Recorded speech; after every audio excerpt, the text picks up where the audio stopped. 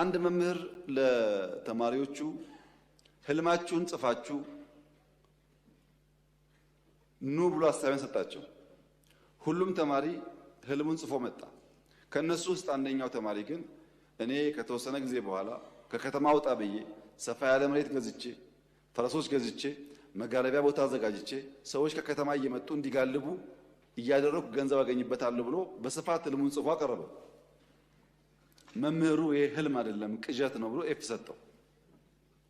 ለምን ሲለው ይሄን የሚያክል መሬትና ሀብት ከየት ታመጣለህ? ይሄ የማይቻል ጉዳይ ነው። አንድ እድል ሰጥሃለሁ፣ ነገ ህልምህን ቀይረህ ጽፈና። ይሄኛው አይሰራም አለው። ኤፍ ሰጥቶት ተማሪው ገባ። ለረጅም ጊዜ አሰበ። ህልሜን ልተው ወይስ ኤፌን ልውሰድ አለ።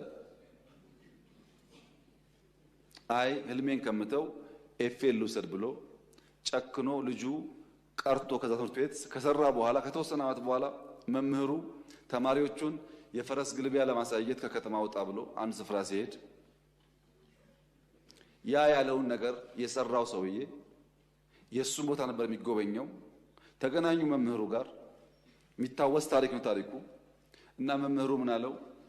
ብዙዎቹን አትችሉም ብለን ህልማቸውን ሰርቀን ሽባ አድርገን አስቀርተናቸዋል። አንተ ግን ህልሜን አላሰርቅም ብለህ ህልምህን ይዘህ ይሄው ዛሬ የጎበኛው ነው አለው ይባላል። እኛ ህልማችን አናሰርቅም። የፈለገ ሰው ኤፊስት የፈለገ ሰው ዲስት የፈለገ ሰው እዛ ይስቀለው የፈለገ ሰው ያውርደው። ህልማችን የኢትዮጵያን ብልጽግና እውን ማድረግ ነው።